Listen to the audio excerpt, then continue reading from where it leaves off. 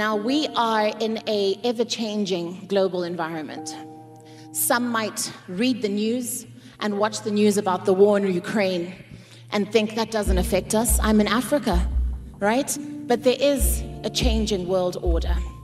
And our question to you this morning is, how can the youth position themselves, the African youth, smartly to be able to take advantage of what is happening in this global changing world today? Right. First of all, the world order will change from time to time, with or without us, with Africa and African youth or without. So we are left with really a simple and very clear particular choice to make and something to do. Do we want to be part of what influences the change of the world order or not? For me, the answer again is clear. We not only want to do that, we actually must do it. Otherwise, I don't think it's a good story to tell that every time we are marginalized. In fact, when people talk about Africa being marginalized, there is nobody that marginalizes them, the Africans, other than ourselves. Because that's a challenge we must confront. And if we decide to confront that, we shall make headways. So, back to the very point, the world order keeps changing, and Africa, we keep being left behind. So we must address these problems best even on the topical issues that were talked about here, the very reasons why there is this summit. The youth will be part of any process for our continent if, again, as said earlier, they are able to find their rightful place.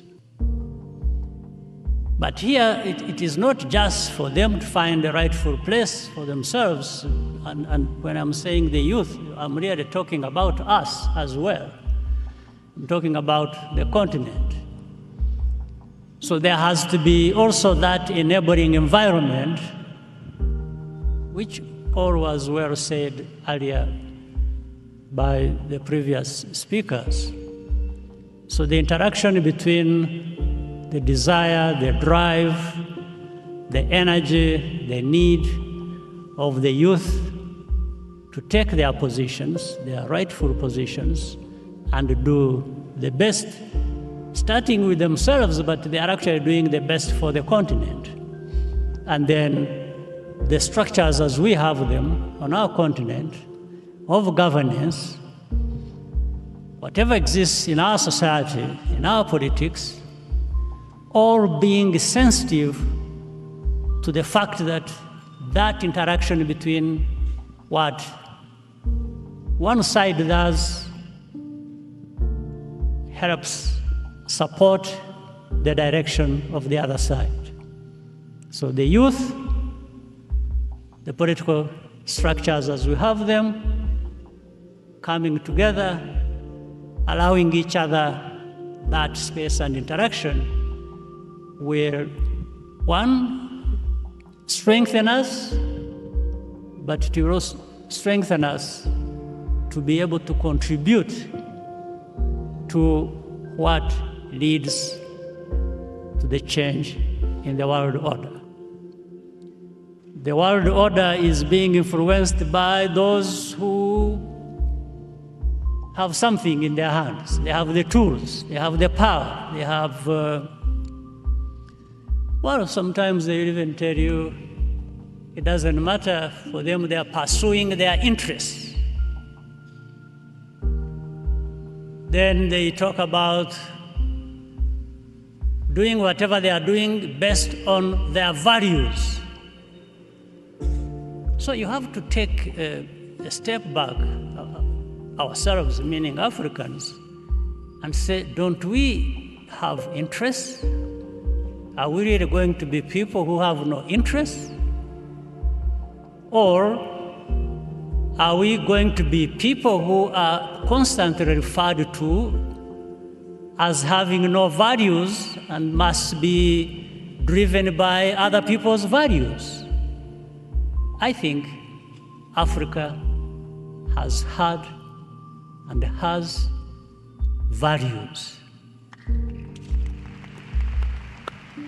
We have had values before anybody else, if you will, in this world. So again, it's up to us. It's just upon us to be able to do soul searching and look at each other in the eye and say, there is a lot we can do individually, the youth, but for each other, and cover the society of our continent. So we need to just move from these statements and theories and go to the real life, real thing, where the Africans, we need to show up. We need to tap into our resources and resourcefulness to be able to be part of what changes the world order. My name is Nanaji Prempe from Ghana, the CEO of Grow For Me. And first of all, I want to commend Rwanda for conducting the first trade on AFTA, and I think it's a very exceptional achievement. However, I'd like to ask a specific question concerning agriculture and AFTA. What are our governments doing to put agriculture at the forefront of AFTA, knowing that cross-border trade is already happening and we can see much more massive trade if agriculture becomes a critical component of AFTA? Thank you. That's a very good question and a very good insight. The young population constitutes 60% of the population, as she has rightly put.